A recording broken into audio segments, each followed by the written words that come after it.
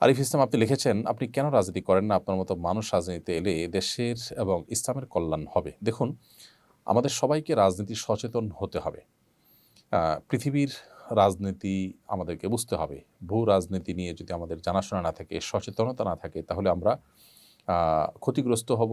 অনেক ক্ষেত্রে দিন ক্ষতিগ্রস্ত হবে। আমরা আমাদের দায়িত্বহীনতার পরিচয় দিতে হবে যদি আমরা রাজনীতি সচেতন না হই। প্রত্যেকটা মানুষকে রাজনীতি সচেতন হইতে হবে।